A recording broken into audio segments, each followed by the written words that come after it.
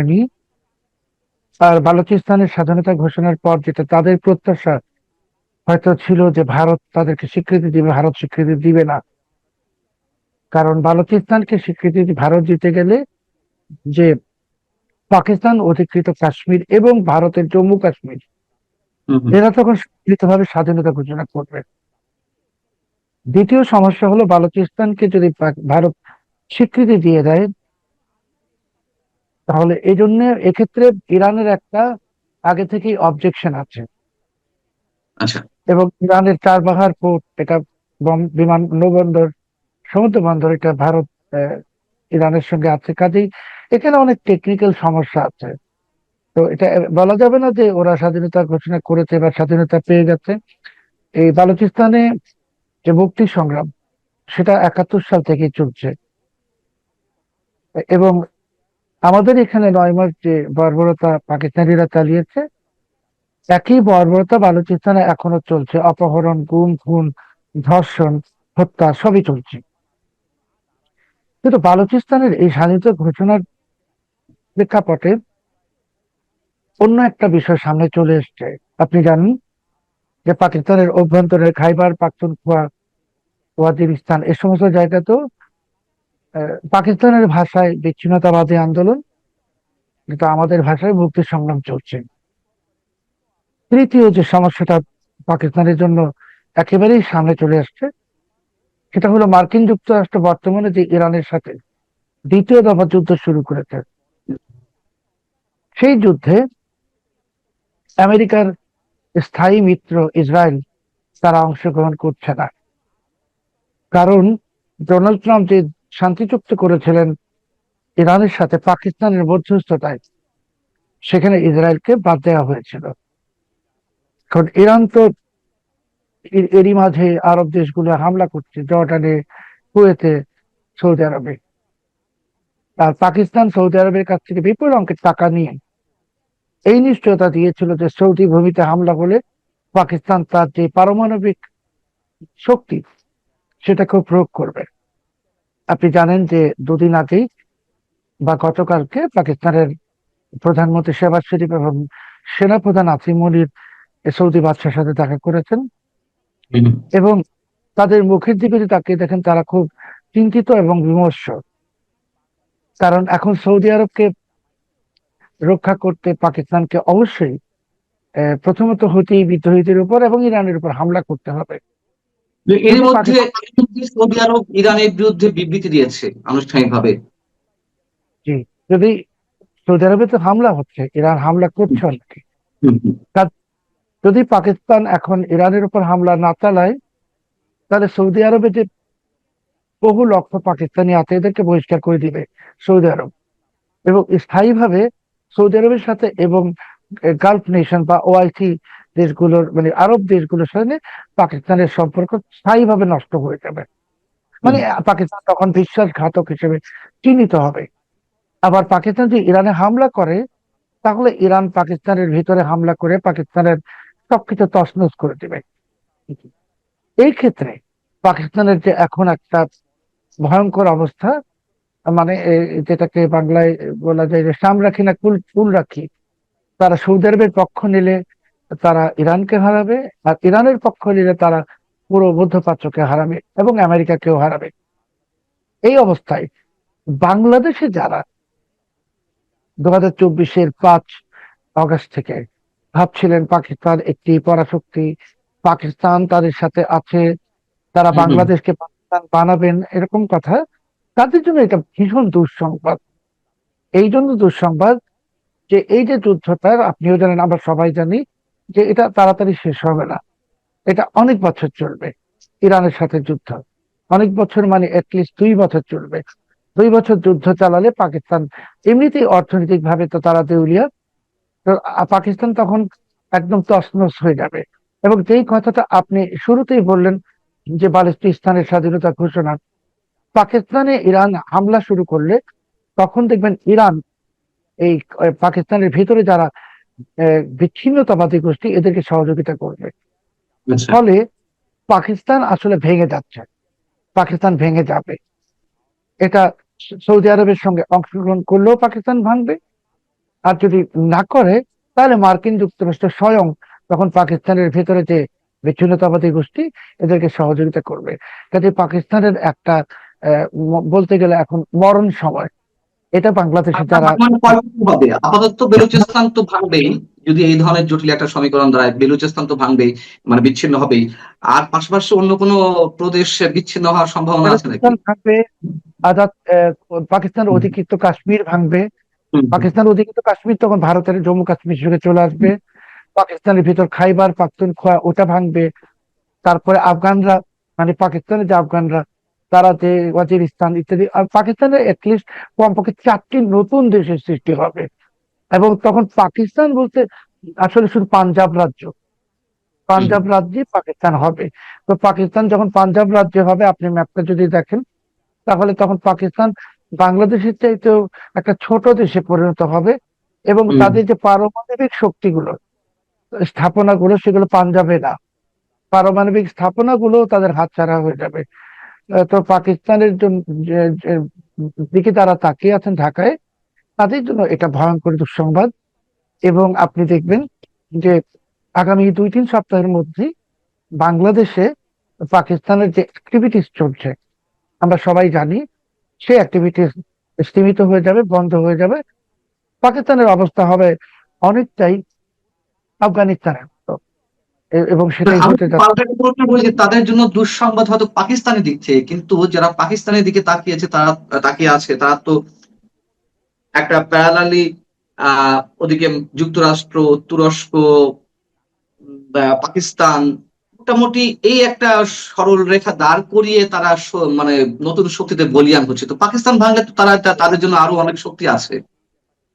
না, পাকিস্তান যখন ভেঙে যাবে, আমি যে পাকিস্তান যদি ইরানকে হামলা করে, তার মানে মার্কিন যুক্তরাষ্ট্রের পক্ষ নিল, তখন হুম। চীন চীন ভারতের সাথে চলে আসবে।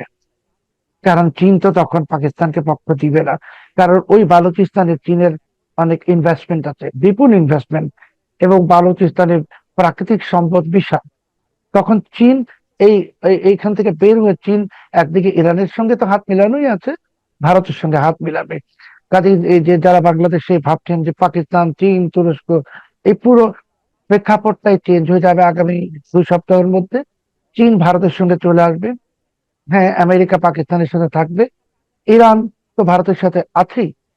পাশাপাশি তখন পুরো যে বিষয়টা, যে মার্কিন যুক্তরাষ্ট্র কিন্তু এরই মাঝে এই যুদ্ধের কারণে অনেক দুর্বল হয়ে গেছে।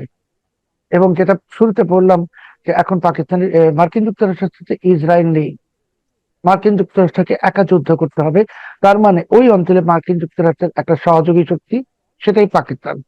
যুদ্ধ কিন্তু বি- কিন্তু ভূ রাজনীতি তো ক্ষণে ক্ষণে চেঞ্জ হচ্ছে। ইসরায়েল যে আবার কয়েক ঘন্টার মধ্যে বা কয়েকদিনের মধ্যে যুক্তরাষ্ট্রের সাথে জোট বাঁধবে না এবং একসাথে জোট হয়ে ইরানের উপর হামলা করবে না, তারও কোনো গ্যারান্টি নেই। এবং আপনি বলছিলেন এটি আপনার হিসাবের জায়গা থেকে যে আগামী 2 বছর এই যুদ্ধ চলতে পারে। আহ আমরা যেমন হঠাৎ করে একটা আশা দেখছিলাম যে যুদ্ধ বিরতি হোক বা যুদ্ধ শেষ হোক, সেটি খুব সন্ধিক্ষণে একটা চুক্তি হতে যাচ্ছে। চুক্তি হয়ে যাওয়ার পরেও সেটি কার্যকর হলো না, মানে সবকিছুই মিরাকল ঠিক নয়, মানে আমরা এটি কি বলতে পারি, মানে কোনো সমীকরণ দাঁড় করানো যাচ্ছে না। না, এই যুদ্ধ বিরতিটা ছিল পাকিস্তানের একটা ভাওতাবাজি। হুম। পাকিস্তান কোন রকমে ভাওতাবাজি করে যুদ্ধ বিরতির নামে এই সৌদি আরব থেকে, মধ্যপ্রাচ্য থেকে কয়েকশো মিলিয়ন ডলার কামানো, এবং পাকিস্তান কোন রকম, এটাকে বাংলায় আমরা বলি গোঁজামিল। কিন্তু এই যুদ্ধ বিরতি প্রক্রিয়াতে তো ইসরায়েলকে রাখা হয়নি, ইসরায়েলকে বাইরে রাখা হয়েছে। এবং দেখুন, ইসরায়েল কিন্তু এখন আপনার লেবাননে হামলা বন্ধ করে দিয়েছে। তার মানে হেজবুল্লাহ আর ইসরায়েলে হামলা করবে না। আপনি হুম, যেটা হুম। বলছেন যে অনেক অনেক চেঞ্জ হয় প্রেক্ষাপট, সেই প্রেক্ষাপটটা এখন চেঞ্জ হবে না, যেহেতু ইসরায়েলের সঙ্গে আমেরিকা বা ডোনাল্ড ট্রাম্প বিশ্বাসঘাতকতা করেছে পাকিস্তানের কারণে। এখন ইসরায়েল সেখানে দর্শকের সারিতে থাকবে। এবং ইসরায়েল যদি লেবাননে হামলা না করে, ইরানে হামলা না করে, ইরান ইসরায়েলে কোনো কিছু করবে না, কোনো হামলা করবে না। কাজেই এখন ইরানের টার্গেট সৌদি আরব, কাতার, কুয়েত, মধ্যপ্রাচ্যের অন্যান্য দেশ এবং জর্ডান, এগুলো হয়ে যাবে। এবং খুব তাড়াতাড়ি পাকিস্তান একটা মিসাইল যদি ছুড়ে মারে হুতি বিদ্রোহীদের প্রতি বা ইরানে, তাহলেই পাকিস্তানে আপনি দেখবেন যে ইরানের মিসাইল বৃষ্টি হবে। কাজেই যারা পাকিস্তান প্রেমী বাংলাদেশে, তাদের জন্য ভয়ঙ্কর দুঃসংবাদ। এবং আরেকটা জিনিস এখানে আপনাকে আমি যোগ করতে চাচ্ছি, যে আমাদের প্রধানমন্ত্রী তো কিছুদিন আগে মালয়েশিয়া গেলেন, এরপর চীন সফরে গেলেন। কি নিয়ে এসছেন এরই মধ্যে আমরা বুঝে গেছি। তো আমরা শুনেছি, আপনিও শুনেছেন, গণমাধ্যমে এসছে যে তিনি সৌদি বাদশার আমন্ত্রণে সৌদি আরব যাচ্ছেন। হুম হুম। তো অনেকের মনে তো একটা প্রত্যাশা আছে সৌদি আরব থেকে বিশাল প্রাপ্তি হবে। সৌদি আরবে উনি গেলে একটু ওমরা হজ পালন করতে পারবেন। সৌদি বাদশাহ নিজে যখন যুদ্ধ নিয়ে ব্যস্ত, তখন আমাদের প্রধানমন্ত্রী গেলে ওনাকে সর্বোচ্চ 15 মিনিট সময় দিবেন, আরো কম, একটা সৌজন্য সাক্ষাৎকার। তারপরে ওই ওমরা পালনের জন্য রাজকীয় যত সহযোগিতা গুলো সেটাই দিবেন। কিন্তু বাংলাদেশের জন্য উনি কিছু নিয়ে আসবেন না। আরো সহজ কথায়, সরকার এখন টাকা পাবে না কোনো কাজ থেকে। আপনাকে আগেও বলেছিলাম যে মার্কিন যুক্তরাষ্ট্রের গোলামী চুক্তি থাকলে চীন কোনো টাকা দিবে না। দ্বিতীয় আরেকটা ডাইমেনশন দেখুন, খুব নাটকীয়, যে চীনের রাষ্ট্রদূত ঢাকায় যিনি, তিনি বলেছেন এরই মধ্যে চীন বাংলাদেশ করিডোরের কাজ শুরু হয়ে গেছে। তার মানে তারা কুনমিং থেকে মিয়ানমারে এই করিডোরটা শুরু করে দিয়েছে। বাংলাদেশের পোর্শনটা তো এখনো শুরু হয়নি। এটাও কিন্তু আমেরিকার জন্য আর একটা বাজে বার্তা, যে আমেরিকা করিডোর পাইনি, কিন্তু সেই করিডোর চীন এগিয়ে নিয়ে আসছে। তার মানে সব মিলিয়ে আমাদের যে সরকার বা বাংলাদেশ, আমরা অচিরেই, চীন আমাদেরকে টাকা দিবে না, আবারও বলছি। মালয়েশিয়া তো আমাদের শ্রমিক ফেরত দিয়েছে সফরের পরে, এটা। এবং সৌদি আরবে কিছু হচ্ছে না, আমরা টাকা পাবো না। দ্বিতীয় হলো যে চীন তাদের যে কুনমিং মিয়ানমার বর্ডার, সেটা কাজ করিডোরের কাজ শুরু করে, এবং রাষ্ট্রদূত ঘোষণা দিয়েছেন যে চীন বাংলাদেশ করিডোরের কাজ শুরু হয়ে গেছে, চলছে। কাজেই কিন্তু এই বাংলাদেশের সেই চুক্তিটা এখনো, সেটা তো তাদের প্রস্তাব ছিল, এই করিডোরের তো চীনের পক্ষ থেকে মানে প্রস্তাব ছিল, বাংলাদেশ তো চূড়ান্ত কোনো সিদ্ধান্ত জানায়নি। দেখুন, বাংলাদেশ চূড়ান্ত কোনো সিদ্ধান্ত জানিয়েছে কি জানায়নি সে তো আমরা জানি না।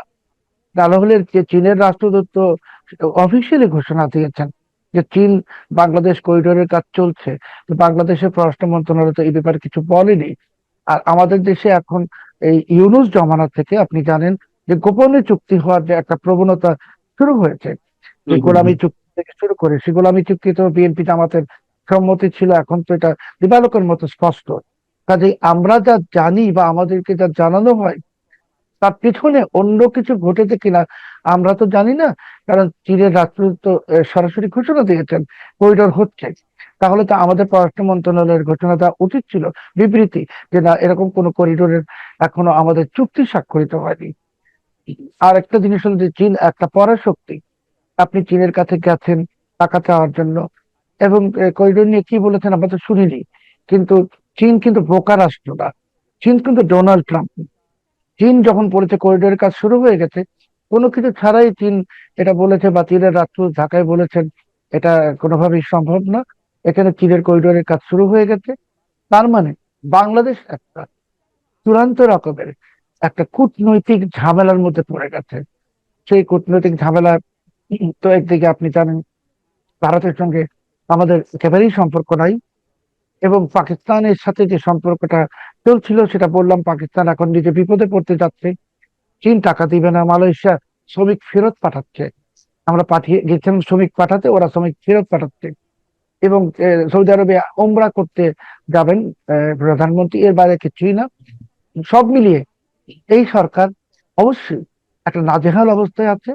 এবং আপনি যদি খুব লক্ষ্য করে থাকেন একটা আহ, গুরুত্বপূর্ণ বিষয়, যে পররাষ্ট্র মন্ত্রণালয়ের যে উপদেষ্টা আছে হুমায়ুন কবির, যিনি হম দুই হম। সপ্তাহ আগে বেশ ভোকাল ছিলেন, অনেক সবকিছুতে কথা বলছিলেন, উনি কিন্তু হঠাৎ করে চুপ হয়ে গেছেন। হম ওনাকে হম। আর কোনো কথা বলতে দেওয়া হচ্ছে না, এখানে সামা ও ব্যয় কথা বলছেন।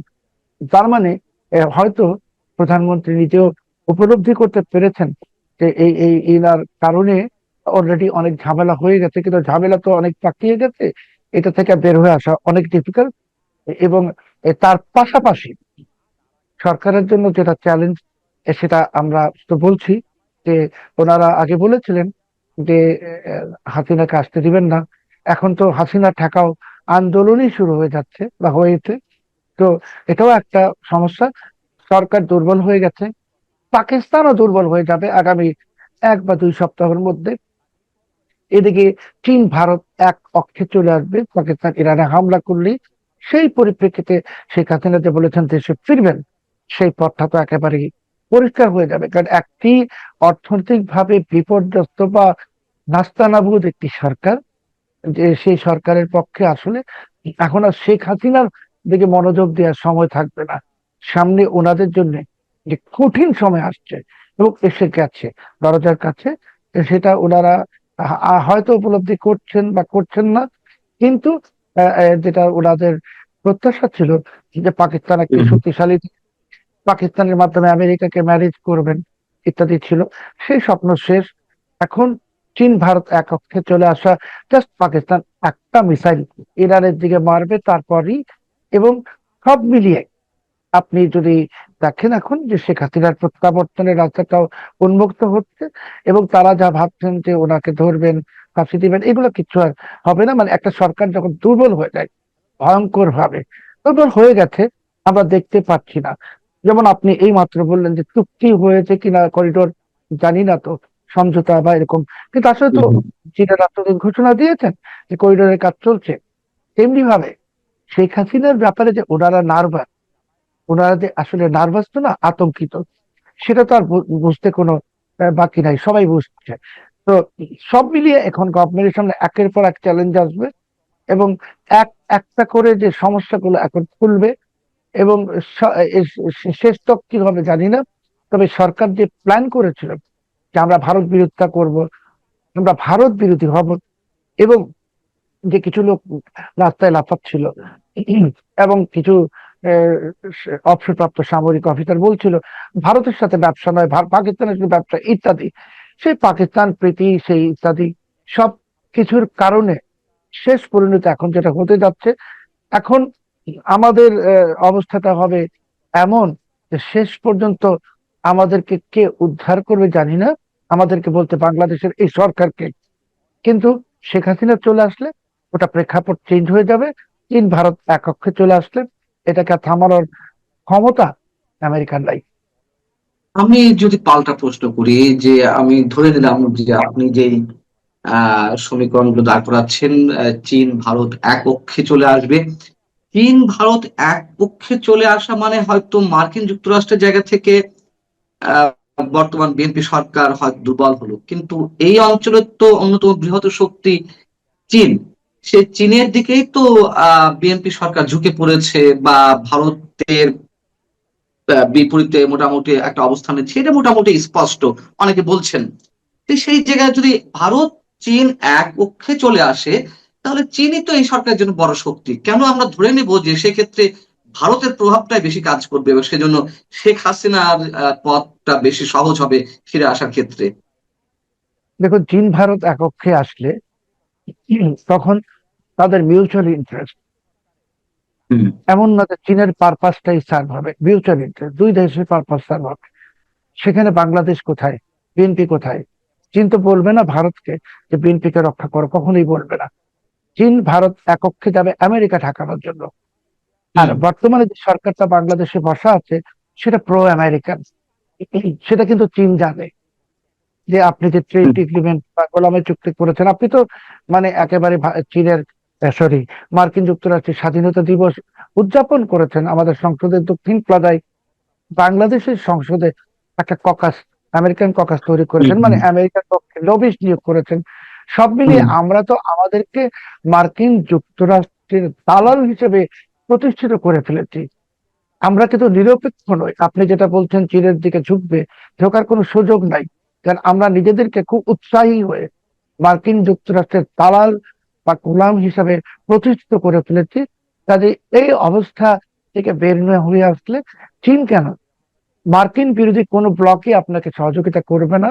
এমনকি ইউরোপীয় ইউনিয়নও করবে না, ব্রিটেনও করবে না।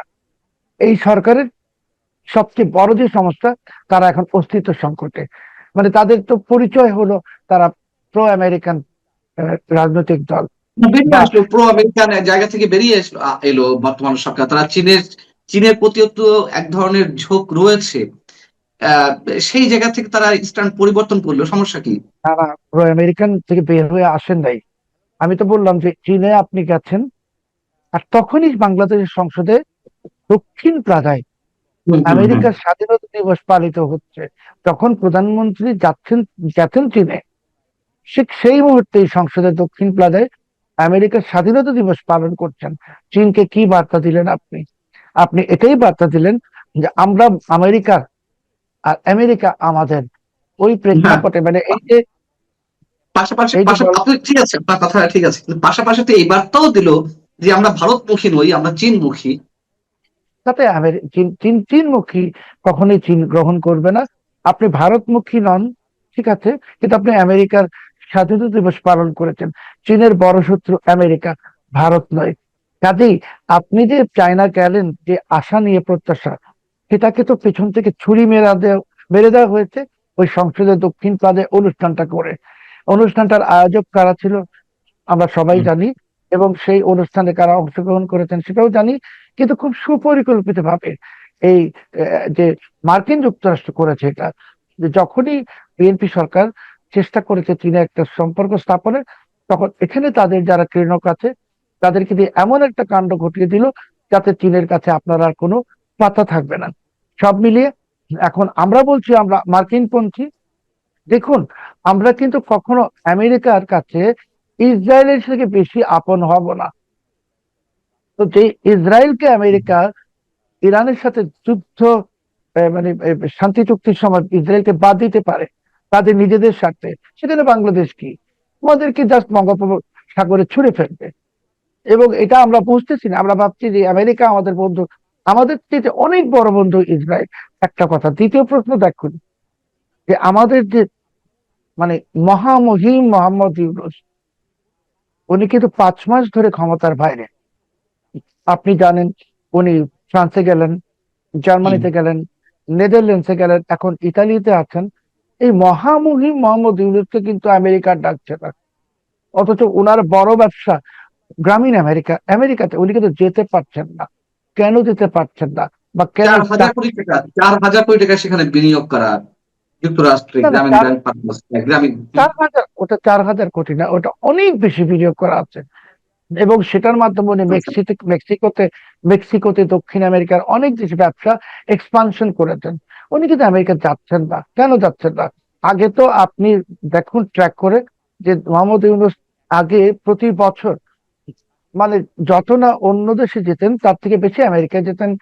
বিভিন্ন সভা সমাবেশে ওনাকে আমন্ত্রণ জানানো হতো লেকচার দেওয়ার জন্য, কেউ দিচ্ছে না। কেউ কোথাও ওনাকে লেকচার দিতে ইনভাইট করছে না, এমনকি আমেরিকার বাইরেও না। উনি যেতে যাচ্ছেন, এখন যে গেছেন ভ্যাটিকানে, যেটা আপনি হুম। দেখেছেন একটি সম্মেলন, এখানেও উনি অনেক নোবেল লরিয়েটদের একজন, কিন্তু আমেরিকায় উনি যাচ্ছেন না। উনি কি যাচ্ছেন না, না যেতে পারছেন না? আমার কাছে তথ্য হলো, ওনার গ্রামীণ আমেরিকার বিরুদ্ধে, যেহেতু এটি হিলারি ক্লিন্টন সংশ্লিষ্ট, গ্রামীণ আমেরিকার বিরুদ্ধে মার্কিন যুক্তরাষ্ট্রের যে আহ, আয়কর বিভাগ, তারা তদন্ত করছে প্রায় 8 মাস ধরে। কারণ উনি তো ডোনাল্ড ট্রাম্পের সাথে যে হিলারি ক্লিন্টনের নির্বাচনে উনি বিনিয়োগ করেছিলেন, এটা তো এখন প্রমাণিত। এবং আরো হুম, হুম। অনেক অভিযোগ আছে। আমাদের মহামহিম ইউনূস এখন আর আমেরিকা যেতে পারছেন না, যিনি আমেরিকাকে গোলামি চুক্তি সব চুক্তি করেছেন, তো ওনাকেও বাদ দিয়ে দিয়েছে।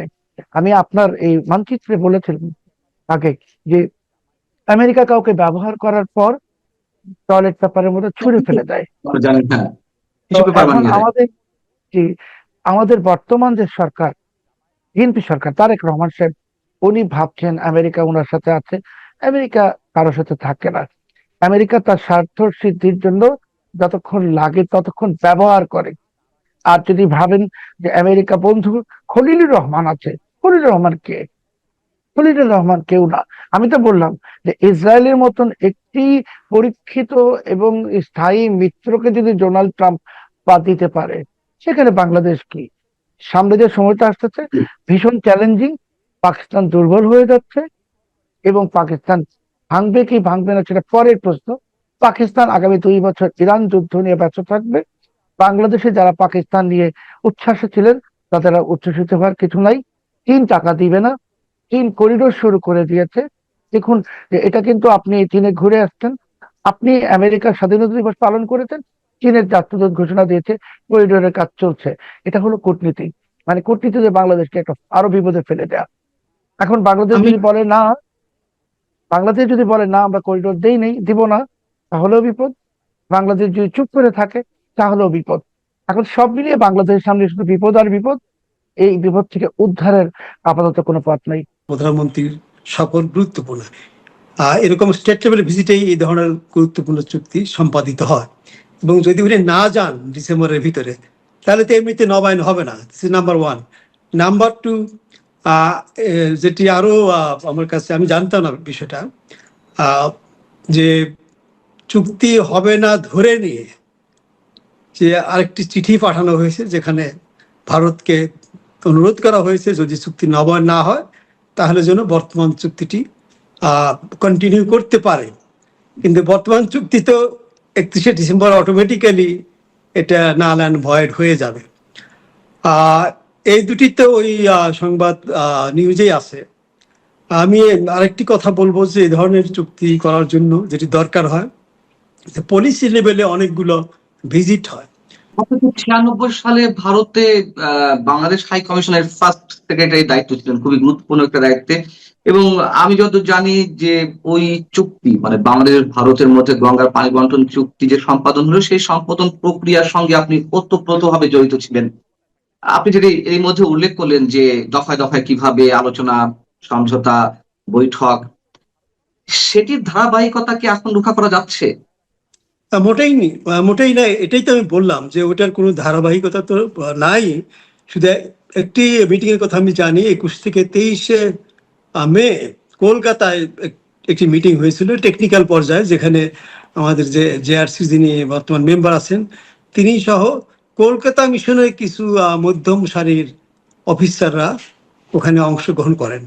অথচ if we compare with this kind of meetings in 1996, সেই মিটিং এর নেতৃত্ব দিতেন আমাদের এডিশনাল ফরেন সেক্রেটারি আহমেদ তারিক করিম। পরে উনি ভারতে হাই কমিশনার হন, এবং ওনার সাথে ছিলেন একজন সিনিয়র মহাপরিচালক পররাষ্ট্র মন্ত্রণালয়। তারপর ডক্টর আইনুন নিশাত সাহেব ছিলেন JRC member. It was a very high profile, highly qualified technical team. তারা অনেকবার মিটিং করেছে। কম্পেয়ার টু দ্যাট মিটিং, কলকাতায় যেটি হয়েছে, জেআরসির একজন মেম্বার ছিলেন, কিন্তু সাথে যদি আপনি ফরেন মিনিস্ট্রির ইনভলভমেন্ট দেখেন, সেখানে জাস্ট মধ্যম সারির এই ডাইরেক্টর লেভেলের কর্মকর্তারা সেখানে উপস্থিত ছিল। তার মানে যে টেকনিক্যাল লেভেলে আমরা এই ব্যাপারটা অতটা গুরুত্ব সহকারে দেখছি না। আর পলিটিক্যাল লেভেলে যেটা তো আমি বললামই, তখন পররাষ্ট্রমন্ত্রী ছিলেন আমাদের আব্দুল সামাদ আজাদ স্যার, পানি সম্পদ মন্ত্রী ছিলেন আমাদের আব্দুল রাজ্জাক স্যার। দুজনই প্রয়াত। এবং ওনারা যে কতবার ভিজিট করেছেন, শুধু তাই না, তখন পশ্চিম বাংলার মুখ্যমন্ত্রী ছিলেন জ্যোতিবাবু, এবং ওনারা প্রতিবার পশ্চিম বাংলা যেতেন, জ্যোতিবাবুর সাথে মিটিং করতেন। এবং ওখানে ডেপুটি সিএম ছিলেন বুদ্ধদেব ভট্টাচার্য, উনি জ্যোতিবাবুর পরে আবার চিফ মিনিস্টার হন। এদের সাথে একাধিক মিটিং করতেন। তারপর বিভিন্ন বিরোধী রাজনৈতিক দলের সাথে মিটিং করতেন, যাতে কেউ যাতে এটার বিরোধিতা না করে। প্লাস থিঙ্ক ট্যাঙ্ক, এবং আপনি যদি দিল্লির থিঙ্ক ট্যাঙ্ক দেখেন, সিপিআর বলে, সেন্টার ফর পলিসি রিসার্চ, এখানে কিন্তু মোস্টলি যারা ভারতের রাষ্ট্রদূত ছিল বাংলাদেশে, এদের অনেকেই কিন্তু এটির member. They also played a very important role. এবং তাদেরকে কনভিন্স করার কারণে তারা ইন্ডিয়ান পলিটিশিয়ানসদেরও, পলিসি মেকার যারা আছে তাদেরকেও তারা কনভিন্স করতে, no we should go for an agreement this time. So এটি একদমই আমি লক্ষ্য করছি না। শুধু একবার দেখলাম যে আমাদের পররাষ্ট্রমন্ত্রী ভারতে গিয়েছিলেন, এটির খবর এসেছিল, আপনারা এটার উপরে কন্টেন্ট করেছেন। আর আরো কিছু বিষয় বলবো যে সরকার বোধহয় কেন এতটা উদাসীন কিংবা অতটা গুরুত্ব দিচ্ছেন না এ ধরনের চুক্তি করার জন্য। আপনারা জানেন যে পররাষ্ট্রমন্ত্রী তো আমাদের জাতিসংঘের সাধারণ পরিষদের প্রেসিডেন্ট হিসেবে এখনো বোধহয় নিউ ইয়র্কে আছেন, এবং আগামী ডিসেম্বরের মাঝামাঝি পর্যন্ত উনি ব্যস্ত থাকবেন। তার মানে he is out from this negotiations. তারপরে যেটা আপনি একটা কন্টেন্ট করেছেন কয়েকদিন আগে, যে পররাষ্ট্র মন্ত্রণালয়ে অস্থিরতা নিয়ে, এবং যেটি আমরা শুনছি যে এখন যিনি রাষ্ট্রদূত আছেন রিয়াজ হামিদুল্লাহ, উনি একসময় দিল্লিতে, আমার মনে হয় যে আমার মতে ফার্স্ট সেক্রেটারি ছিলেন, এবং উনি কিন্তু দিল্লিতেই পড়াশোনা করছেন, দিল্লিতে না, আলিগড়ে, আলিগড় মুসলিম ইউনিভার্সিটি ইকোনমিক্সে। এবং উনি কিন্তু বেস্ট টপার। তাকে শুনছি যে তাকে নাকি ওখান থেকে সরিয়ে জেনেভাতে বদলি করা হচ্ছে। এখন যে রাষ্ট্রদূত এই ধরনের গুরুত্বপূর্ণ সময় যদি কাউকে বদলি করা হয়, তাহলে আমরা কতটা এই নবায়নের ব্যাপারে গুরুত্ব দিচ্ছি। এবং আপনি যদি আরেকটি বিষয় যদি লক্ষ্য করেন, আমরা শুনছি যে তার জায়গায় একজন যাবেন। কবে যাবেন এখনো ঠিক হয়নি কে যাবেন। যখনই যান, it will take few months for him to be effective, for him to know the politicians, to know the bureaucrats, to really make an impact. So এই ডিসিশনগুলো আমার মনে হচ্ছে যে এই সবগুলো মিলিয়ে মনে হচ্ছে যে আসলেই আমরা অতটা সিরিয়াসলি এই বিষয়টি দেখছি না। কিন্তু আমি মনে করি যে গঙ্গা চুক্তি অত্যন্ত গুরুত্বপূর্ণ একটি ইস্যু। আমরা তিস্তা প্রজেক্ট নিয়ে ব্যস্ত আছি, কিন্তু আপনার রাজশাহী গেছেন কিনা আমি জানি না। আমি রাজশাহীতে অবশ্যই। পড়াশোনা করতে এক সময় গঙ্গা চুক্তির আগে 80-র দশকে আপনি যদি রাজশাহীতে বাইরে যেতেন, বাইরে থেকে ফেরত আসতে যখন থুতু ফেলতেন, কয়লার মধ্যে কালো থুতু বেরোতো। এটি কিন্তু এই চুক্তির পরে কিন্তু Rajshahi is now one of the beautiful cities in the country. এই পদ্মার পারে কত ইকোনমিক অ্যাক্টিভিটিস এখন হচ্ছে, হোটেল হয়েছে, রেস্টুরেন্ট হয়েছে, লোকজন ঘুরতে যায়। তো এই বিকজ আমরা কিছুটা হলেও পানি পাচ্ছিলাম এই চুক্তির মাধ্যমে, এবং সাথে তো ইরিগেশন তো আছে ডাউন স্ট্রিমে। আমার প্রশ্ন হচ্ছে যে বাংলাদেশের পক্ষ থেকে এক ধরনের উদাসীনতা কাজ করছে, বা আপনি যেটা বললেন যে এক ধরনের লেস ইম্পর্টেন্স দেওয়া হচ্ছে কিনা আমরা জানি না, তবে যেই কার্যবিধি আমরা দেখছি, গতি প্রবাহ, তাতে মনে হচ্ছে খুব বেশি গুরুত্ব পাচ্ছে না। আমি যদি পাল্টা প্রশ্ন করি যে ভারতের পক্ষ থেকে এখন জটিলতাগুলো কোথায়? সেটা আপনারাও হয়তো জানেন যে তারা মনে করেন যে আমাদের প্রধানমন্ত্রী লন্ডন থেকে ফিরে আসা থেকে শুরু করে তার নির্বাচনে অংশগ্রহণ এবং জয়লাভ, এসবে ভারত হয়তো একটা পজিটিভ রোল প্লে করতে পারে। নট অনলি দ্যাট, যে বেগম জিয়ার জানাজায় কিন্তু ভারতের পররাষ্ট্রমন্ত্রী এসেছিলেন, এবং প্রধানমন্ত্রী সোয়ারিং সেরিমনিতে তাদের যে প্রোটোকলে 3rd অথবা 4th প্রেসিডেন্ট, ভাইস প্রেসিডেন্ট, প্রধানমন্ত্রীর পরে স্পিকার, উনি কিন্তু এসেছিলেন। এবং সেখানে এসে কিন্তু উনি ভারতের প্রধানমন্ত্রীর তরফ থেকে দাওয়াতপত্র দিয়েছিলেন ভারতে ভিজিট করার জন্য। তো তাদের একটা এক্সপেকটেশন ছিল যে আমরা তো অনেক কিছুই তো আসলে করলাম, তো আশা করি আমাদের সম্পর্কের উন্নতি হবে। কিন্তু নির্বাচনের পর হয়তো বা ভারতের এই থিঙ্ক ট্যাঙ্ক মনে করছে যে যতটা তারা আশা করেছিল সেটি হচ্ছে না। ফ্রাস্ট্রেশন গুলো এখান থেকেই। তবে আমি মনে করি যে ওদের তো অনাগ্রহ থাকতেই পারে, কিন্তু যেহেতু বিষয়টি আমাদের জন্য জরুরি, আমাদের তরফ থেকে অ্যাক্টিভলি এই জিনিসটা পার্সু করা দরকার, যেটি হচ্ছে না। এবং যারা করবে, আমি আই এম ভেরি সারপ্রাইজ যে এই চুক্তির আগে দিল্লি থেকে হাই কমিশনারকে সরানো হয়। He is a very very good officer, I know him personally. এবং নতুন একজন যাবে, সে তো কুল কিনারাও পাবে না। এবং আরেকটি কথা আমি বলতে চাই, আপনি বোধহয় ব্যাপারটি খেয়াল করেছেন যে ভারতের যে নতুন রাষ্ট্রদূত আসলেন শ্রী দীনেশ ত্রিবেদী, ওনার একটি বক্তব্যকে কেন্দ্র করে কিন্তু অনেক হয়েছে এই দেশের মানুষ, বিশেষ করে যারা ভারত বিরোধী। হ্যাঁ, এক্স্যাক্টলি। তারপরে কিন্তু ওনার কিন্তু কোনো নামই শোনা যায় না যে উনি আসেন কি না আসেন, কোনো ধরনের কিন্তু ওনার কর্মতৎপরতা আমরা দেখছি না। এবং যেটা আমি বলতে চাচ্ছিলাম সেটি হলো, যখন যুক্তরাষ্ট্রের রাষ্ট্রদূত যখন আসেন, একদিন পরে তার ক্রেডেনশিয়াল প্রেজেন্টেশন সেরেমনি আয়োজন করা হয়, কিন্তু ওনার ক্ষেত্রে কিন্তু 3 সপ্তাহ বা তারও বেশি সময় লেগেছে। এটি কিন্তু বাংলাদেশের ইতিহাসে কখনো হয়নি যে ভারতের 3 সপ্তাহ আসার ক্ষেত্রে, নাম ঘোষণার পরে, যখন বেনাপোল বর্ডার দিয়ে আসার পরে, আসার পরে জাতীয় পরিচয়পত্রকে 3 সপ্তাহ পরে পেশ করেছেন রাষ্ট্রপতির কাছে নাকি? It was not instantly. He had to wait for a few weeks. এবং ভারতে তো আমি চাকরি করেছি, ওরা কিন্তু এইসব ব্যাপারে খুব সিরিয়াস। আপনি যদি একজন নতুন রাষ্ট্রদূতকে পাঠানো, এবার আপনি দেখেন তার ক্রেডেনশিয়াল দিতে কয় মাস লাগে। সো এই মুহূর্তে রাষ্ট্রদূত চেঞ্জ করা, নতুন রাষ্ট্রদূত পাঠানো, যদি না আপনি সিরিয়াস হন এই চুক্তি নবায়নের ব্যাপারে, I think these are not very positive move from our side. এবং আমি মনে করি পলিটিক্যাল লেভেলে we should be really very very active. আর এখানে ভারতের সাথে সম্পর্কের ব্যাপারে আমি মনে করি যে সরকারের চেয়েও, কোনো মন্ত্রীর চেয়েও, যে শীর্ষ পর্যায়ে জানাশোনা, বিশ্বাস, একে অপরের প্রতি বিশ্বাস, এটি অত্যন্ত গুরুত্বপূর্ণ। আমি এই একটি ইতিহাস বলি আপনাকে। আপনি জানেন যে এটি নিয়ে 3টি চুক্তি হয়েছে এই গঙ্গার উপরে।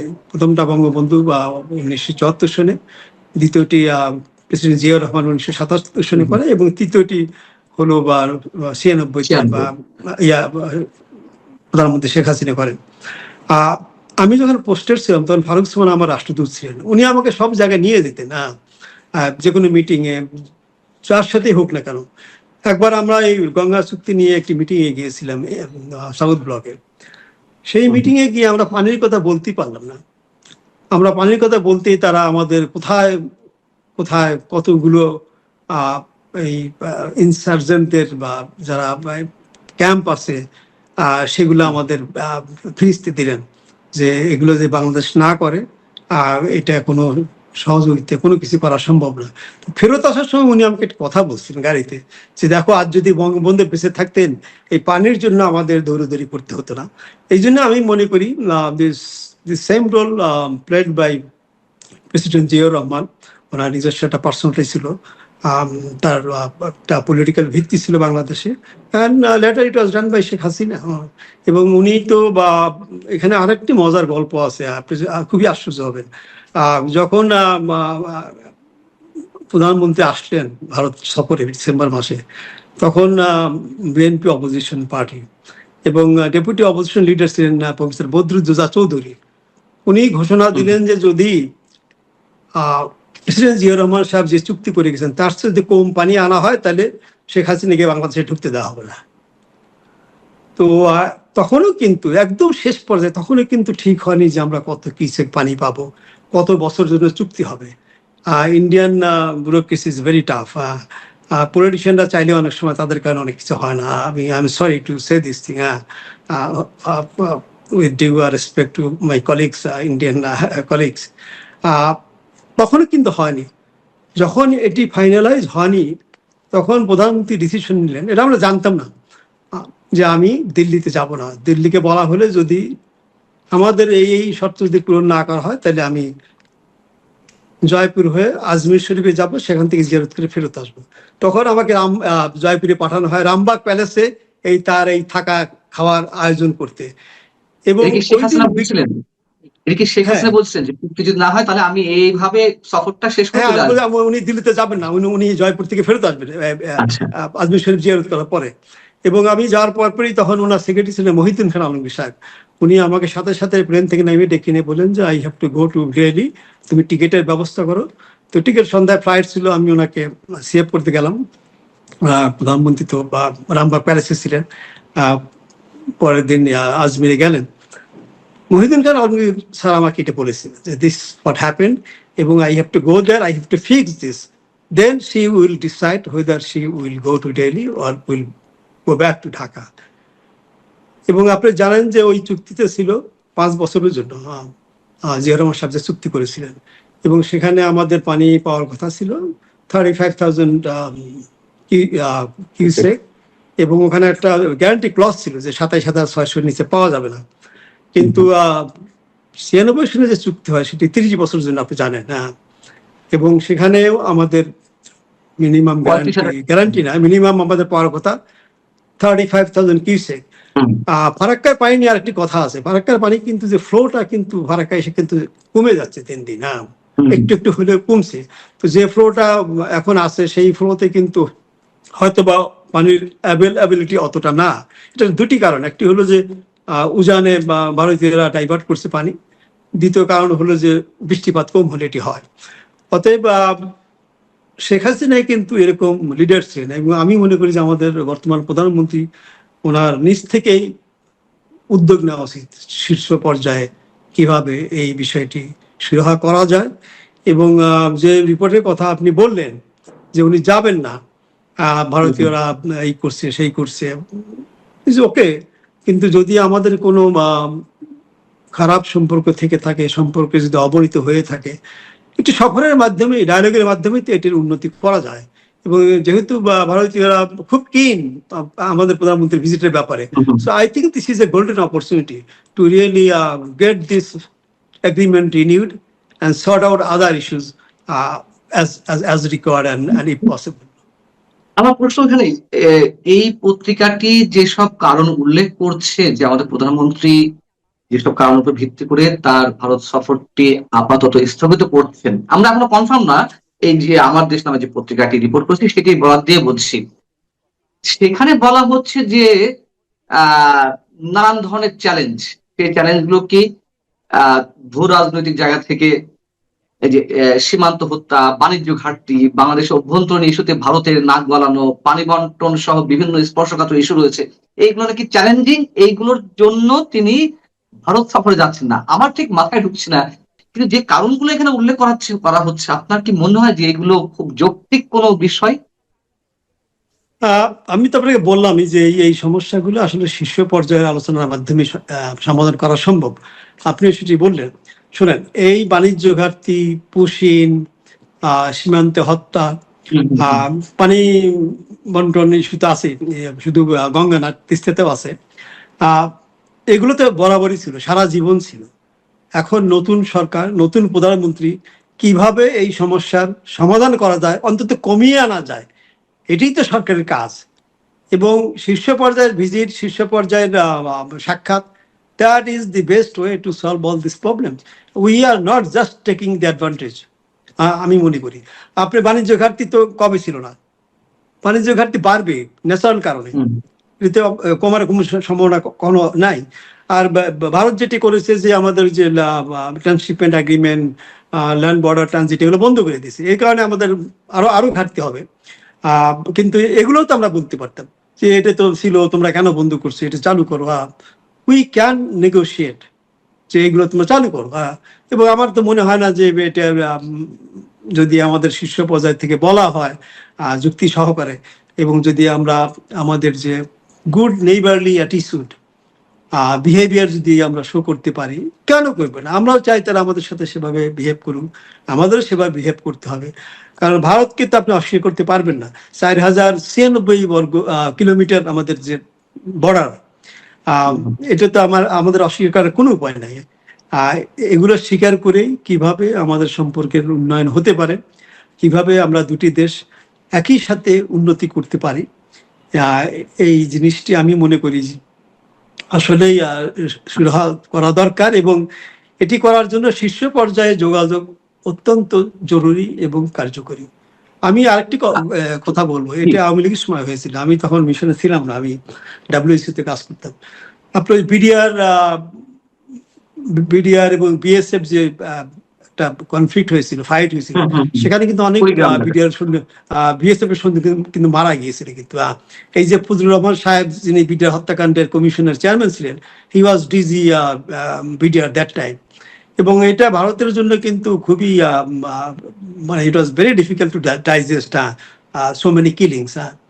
তখন আমাকে তদানীন্তন রাষ্ট্রদূত মুস্তফা ফারুক মোহাম্মদ, মানে আমাদের হাই কমিশনার, এবং first time in the history, এবারও এই আমাদের হাই কমিশনে সামনে বিক্ষোভ হয়েছে, কিন্তু আমার মনে হয় না ঢিলাঢিলি ভাঙাভাঙি হয়েছে।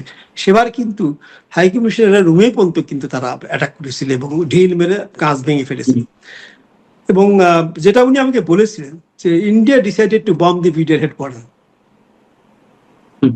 মানে ভারতের জনগণের চাপে, বিশেষ করে যারা ডানপন্থী ছিল, তখন কিন্তু শেখ হাসিনা নিজে কিন্তু বাজপেয়ী সাহেবের সাথে কথা বলেছিলেন যে we will look into it, how we can sort it out. এবং সাথে সাথে বাজপেয়ী সাহেব তো ভালো মানুষ ছিলেন, সাথে সাথে উনি দাদন যে আপ কাব আয়েগা, মানে ভারতে আবার কবে ভিজিটে আসবেন, and that is how it was managed. So আমি মনে করি আমাদের এই ধরনের কোনো পরিস্থিতির সৃষ্টি হয়নি। এবং আমি মনে করি যে অ্যাজ প্রাইম মিনিস্টার আমাদের প্রধানমন্ত্রী তারেক জিয়া অত্যন্ত গুরুত্বপূর্ণ রোল প্লে করতে পারেন। তবে ডেফিনেটলি বিএনপি, জামাত ইসলামী, এই ছাত্রদের দল, আরো ইসলামী দল একসাথে তারা জুড়ে আন্দোলন করেছে। তাদের একটা সে তো থাকতেই পারে, তাদের চাওয়া পাওয়া, তাদের আশা আকাঙ্ক্ষা, এটা তো থাকতেই পারে। এবং এরা তো ধরেন যে কোনো সময় হয়তো বা তারা একটা সরকারের জন্য একটা বিরূপ পরিস্থিতি সৃষ্টি করতে পারে দেশের ভিতরে। তো তো সব মিলিয়ে আমি মনে করি যে আসলে আর আরেকটা বিষয় আমার মনে হয় যে জিনিসটা কমপ্লিকেটেড হয়ে গেছে যে প্রাক্তন প্রধানমন্ত্রী দেশে ফেরার ঘোষণা, এবং উনি যদি ডিসেম্বরে দেশে ফেরত আসেন তাহলে তো চুক্তি হওয়ার কোনো সম্ভাবনাই নাই। আপনি আগে জুলাইতে কি ছিল যে হাসিনা নামাম আন্দোলন, এবার আন্দোলন এই আগামী মাস থেকে অলরেডি শুরু হয়ে গেছে হাসিনা ঠেকাও আন্দোলন। তো আপনি এটি নিয়ে ব্যস্ত থাকবেন নাকি এরকম substantive issues, Ganges water treaty renewal, এই যে আমাদের যে বাণিজ্য ঘাটতির কথা বললেন, পুশিন, এগুলো নিয়ে ব্যস্ত থাকবেন? আমার মনে হয় এই জন্যই আমাদের প্রধানমন্ত্রীর ভারত সফর অত্যন্ত গুরুত্বপূর্ণ। অনেক কিছু আমি মনে করি, ব্যক্তিগতভাবে মনে করি অনেক কিছু সমাধান কিন্তু এই ভিজিটের মাধ্যমে হয়ে যেতে পারে, যদি খোলা মনে দুই পক্ষ যদি একসাথে বসে। এটা সম্ভব, কারণ ভারতও ডেফিনেটলি চায় একটি স্থিতিশীল বাংলাদেশ তাদের নিজস্ব স্বার্থে, এটা ভারতও কিন্তু চায়। বাংলাদেশের stability is also important for India. এবং এবং যেটি আমরা আসলে সবসময় আমরা নিজেদেরকে আন্ডারমাইন করছি আমাদের এবিলিটিকে, ইভেন আমেরিকার ক্ষেত্রেও। Bangladesh is a very important country, strategically located. আমেরিকাকে আমাদের যেমন দরকার, ভারতকে যেমন আমাদের দরকার, চীনকে যেমন আমাদের দরকার, আমাদেরকে ওদের আরো বেশি দরকার। এই স্ট্র্যাটেজিক যে অ্যাডভান্টেজ আমরা কাজে লাগাতে পারছি না, because of the failure of our leadership, because of the, I should say, sometime betrayal of our politicians and civil society, I must say. Bharat কি আপনার মনে হয় যে খুব বেশি বাধা হয়ে দাঁড়িয়ে আছে আমাদের সম্পর্ক উন্নয়নের ক্ষেত্রে? আমি তো সেটি দেখছি না। আপনি যে পুশিনের কথা বললেন, যে সীমান্ত হত্যার কথা বললেন, টু বি অনেস্ট, এই সরকার তো 5 মাস হয়ে গেল, 5 মাসে 1 দিন। তো এই সরকারের সময় তো বোধহয় সবচেয়ে কম হয়েছে। তো যদিও ভারত পুশিনে অনেক চেষ্টা করা হয়েছে সেখান থেকে। ভারত, আমি মনে করি যে এই সম্পর্কের ক্ষেত্রে বাধা, আমার মনে হচ্ছে আমাদের দেশের ভিতরেই কিছু কিছু গোষ্ঠী আছে, তারা চায় না ভারতের সাথে সম্পর্কের উন্নয়ন হোক, কারণ এই ভারত বিরোধীতেই তাদের মূল রাজনীতির অংশ। সাথে যুক্ত হয়েছে definitely geopolitical interest of some countries. এবং এইগুলো ম্যানেজ করা, ব্যালেন্স করে প্রধানমন্ত্রী কতটা এগিয়ে যেতে পারেন সেটা আমাদের দেখতে হবে। আমি মনে করি না যে ওই ডিসিশনের কথা বললাম, that was A brilliant decision, go India বা ভুটান। কিন্তু যেটি হয়নি, নিশ্চয়ই কেউ না কেউ তাকে এই ডিসিশন থেকে সরে আসতে বাধ্য করেছে। এবং আপনি যে পত্রিকার কথা বললেন, যে he has very good connections with the government, we all know. এবং নট অনলি দ্যাট, ভারত বিরোধী লবির সাথে উনি কিংবা ওনার পত্রিকা অত্যন্ত ঘনিষ্ঠভাবে জড়িত।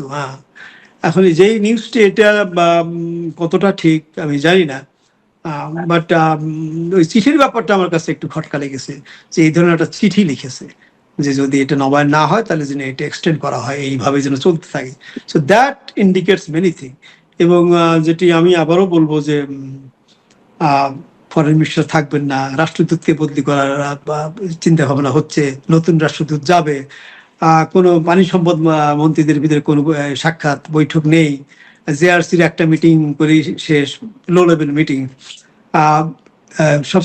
এই সবকিছু ইন্ডিকেট করে যে আমরা বোধহয় আসলে এই সম্পর্ক উন্নয়নের ক্ষেত্রে খুব বেশি গুরুত্ব দিচ্ছি না, কিংবা যতটা করা দরকার ততটুকু করছি না। আরেকটি বিষয় আমি বলবো যে এখন যে নতুন মুখ্যমন্ত্রী পশ্চিমবঙ্গের, তার স্ট্যান্স আমরা দেখেছি, কিন্তু আমরা কি কোনো চেষ্টা করেছি যে টু রিচ হিম আউট? সেটা 96 করা